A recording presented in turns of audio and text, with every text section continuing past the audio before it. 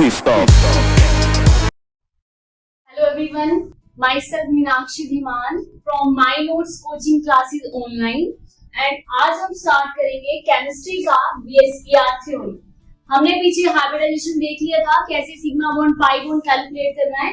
आज हमने नेक्स्ट आगे स्टार्ट करना है हाइब्रिडाइजेशन के ऊपर बेस, जो कि एक बीएसपीआर थ्योरी के ऊपर, जो कि मोस्ट इंपॉर्टेंट टॉपिक है और इसमें से क्वेश्चन ज्योमेट्री के ऊपर आता ही आता है। ठीक है, तो आपने साथ साथ में डायग्राम में बनाते चलना है और इसको नोट डाउन करके चलना है। ठीक है, तो first of all is VSEPR theory.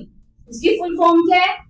Valence shell electron pair repulsion theory, ये बोलते हैं इसको। ठीक है, तो इसमें क्या होता है बीएसपीआर थ्योरी? इसमें क्या होता है?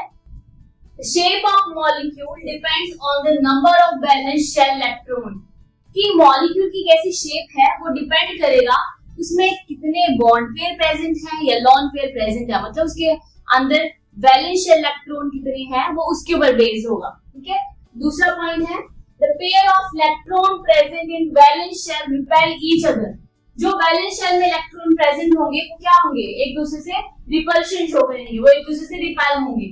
थर्ड वन, जो ऑर्डर है, ये एक नंबर का क्वेश्चन आता है, what is the order of relation between the electron pairs that present in valence shell? That is lone pair repulsion सबसे ज्यादा होती है, lone pair bond pair and then bond pair repulsion. ठीक है, तो अब ये जो बीएसपीआर थ्योरी है, हम जो मॉलिक्यूल की शेप निकालते हैं that are based on hybridization, कि कितने लोन पेयर होंगे बॉन्ड पेयर होंगे, उसके अकॉर्डिंग हम मॉलिक्यूल की शेप आइडेंटिफाई करेंगे। ठीक है, तो first one is sp2 hybridisation. अब देखो sp2 हाइब्रिडाइजेशन में क्या होगा? जब हमारे पास 2 बॉन्ड पेयर होंगे और 1 लोन पेयर होगा तो वो वेंट शेप मॉलिक्यूल बताएगा। उस मॉलिक्यूल की जो शेप होगी वो वेंट होगी और जो बॉन्ड एंगल होगा 119 डिग्री 5 मिनट का होगा। ठीक है, और मैंने एग्जांपल दिया आपको SO2। अब देखो इसकी स्ट्रक्चर कैसे बनेगा SO2 का।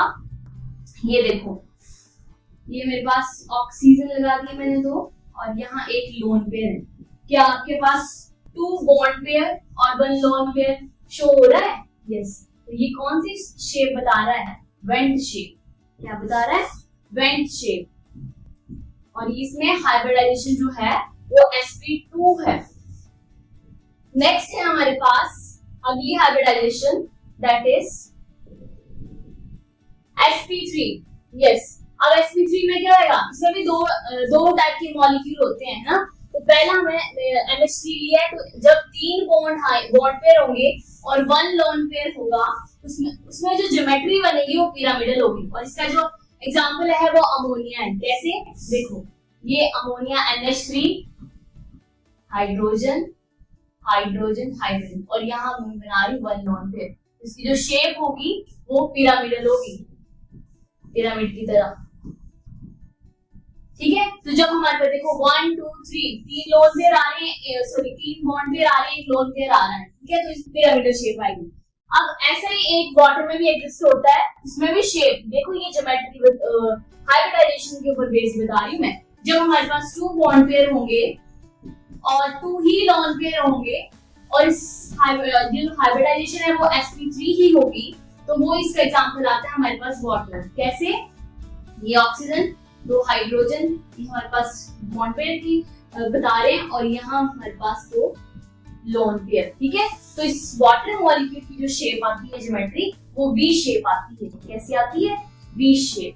ठीक है, तो ये भी आपको एक याद रखना है। तो ये दोनों sp3 हाइब्रिडाइजेशन है, दोनों में, बट फर्क क्या है? लोन पेयर और बॉन्ड पेयर का इसमें उसकी प्रेजेंस में ये अलग अलग शेप दिखा रहा है। ठीक है, और मैंने आपको ऑर्डर बताया है पीछे कि ज्यादा लोन पेयर होंगे तो वो ज्यादा स्टेबल होगा as comparison to bond pair. ठीक है, the third one is sp3d hybridisation.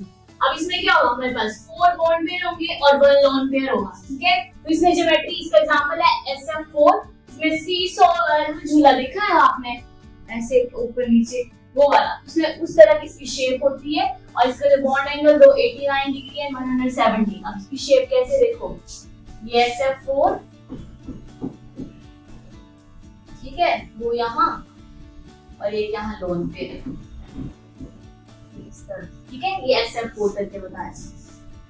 और एक और एग्जांपल है इसमें, जब वो ClF3 इसमें जो ज्योमेट्री आएगी वो टी शेप आएगी। अब ये आपको याद करना पड़ेगा, इसमें ClF3 इसमें क्या हो जाएगा, 3 बॉन्ड पेयर आएंगे और 2 लोन पेयर आएंगे, तो उसमें टी शेप ज्योमेट्री आएगी, ये भी आता है। ठीक है, और फिर हमारे पास है sp3d2, इसमें क्या आएगा, 4 बॉन्ड पेयर एग्जिस्ट करेंगे, 2 लोन पेयर एग्जिस्ट करेंगे, और इसकी ज्योमेट्री जब 4 होंगे, 2 लोन पेयर 4 बॉन्ड पेयर, उसकी ज्योमेट्री हमारे पास स्क्वायर प्लेनर आएगी। इसका एग्जांपल मैंने दिया है XeF4। Xe क्या है यहाँ पर, जीनोन टेट्राफ्लोराइड। कैसी बनेगी इसकी ज्योमेट्री, जीनोन और इसमें टेट्राफ्लोराइड, टेट्राफ्लोराइड मतलब 4 फ्लोरीन, और ये होती है शेप इसकी स्क्वायर प्लेनर। ठीक है, तो इसमें 2 लोन पेयर एग्जिस्ट करते हैं इधर ऊपर नीचे। नेक्स्ट है हमारे पास, इसमें बॉन्ड एंगल 90 डिग्री का आएगा। जब इसी ज्योमेट्री के साथ एक और एग्जांपल है कि जब हमारे पास 5 बॉन्ड पेयर आएंगे, 1 लोन पेयर, उसका बॉन्ड एंगल 90 से कम हो जाएगा, और जो ज्योमेट्री आएगी वो स्क्वायर पिरामिडल आएगी, और जो शेप आएगी मॉलिक्यूल की BrF5 की वो आएगी स्क्वायर पिरामिडल। अब मैं इसको इधर बना रही हूँ। ठीक है, ब्रोमीन के साथ 5 फ्लोरीन, देखो, ठीक है, और एक मैं इधर लगा रही हूँ, एक ही लोन पे एग्जिस्ट कर रहा है। इसमें जो शेप आएगी वो आएगी स्क्वायर पिरामिडल, स्क्वायर पिरामिडल। ठीक है, यस। अब आगे है हमारे पास लास्ट वन जो ज्योमेट्री है हमारे पास sp3d3। अब इसके पास क्या होगा, 7 बॉन्ड पेयर होंगे और 0 लोन पेयर। इसमें IF7 का एग्जांपल है हमारे पास, इसकी जो शेप आती है वो पेंटागोनल बाइपिरामिडल आती है। ठीक है, इसकी ऐसे आएगी, आयोडीन के साथ 7 फ्लोरीन लगे होंगे इस तरह, फ्लोरीन फ्लोरीन फ्लोरीन। ठीक है, ये पेंटागोनल बाइपिरामिडल को बता रहा है। एक और एक्सेप्शन, अगर एक लोन पेयर आ जाएगा तो, और ज्योमेट्री शेप हाइब्रिडाइजेशन यही रहेगी, तो क्या आएगा, डिस्टॉर्टेड ऑक्टाहेड्रल, मींस सेम इसकी तरह ही आएगी, बस एक लोन पेयर आ जाएगा, है ना। तो आपको ऐसे याद रखना है, ये सारी शेप्स याद करनी है। पहले हमने जो हाइब्रिडाइजेशन के ऊपर देखी थी उसमें कोई लोन पेयर नहीं था पिछली वीडियो में, और इसमें हमने देखी कि लोन बॉन्ड पेयर के साथ लोन पेयर भी आ रहे हैं। ठीक है, तो ये सारे आपने डायग्राम बेस एक साइड जैसे चार्ट बना के कैसे भी करके लिख लेना है और उसको याद करना है। नेक्स्ट है हमारे पास मॉलिक्यूलर ऑर्बिटल थ्योरी, इसका थोड़ा सा देखेंगे, ज्यादा नहीं जाएंगे, बस थोड़ी इंट्रोडक्शन ही। नेक्स्ट क्लास में देखेंगे कि इसकी हम कैसे बॉन्ड ऑर्डर निकालते हैं मॉलिक्यूलर ऑर्बिटल थ्योरी की हेल्प से। ठीक है, तो इसको डिस्कवर किया था हमारे पास, molecular orbital theory was discovered by Huda and Mulliken, and the atomic orbital, इसमें क्या होता है, जिन एटॉमिक ऑर्बिटल की इक्वल और नियरली इक्वल एनर्जी होगी उनको हम इंटरमिक्स करेंगे। क्या करेंगे, इंटरमिक्स करेंगे और एक न्यू ऑर्बिटल बनाएंगे जिसको हम बोलेंगे हाइब्रिड ऑर्बिटल।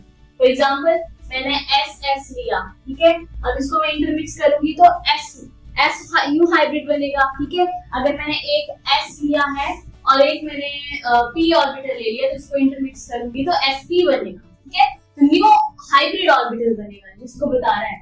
अब इसके मॉलिक्यूलर ऑर्बिटल के हमारे पास 2 टाइप्स हैं। ठीक है, that is first one is bonding molecular orbital and anti bonding molecular orbital. देखो जो उसमें बॉन्डिंग ऑर्बिटल में क्या होगा, लोअर एनर्जी होगी मॉलिक्यूल की और ग्रेटर स्टेबिलिटी होगी। ठीक है, इसको हम बॉन्डिंग मॉलिक्यूलर ऑर्बिटल को किससे डिनोट करते हैं, सिग्मा एंड पाई से। अब सिग्मा कैसे लिखेंगे, देखो सिग्मा एंड पाई ये।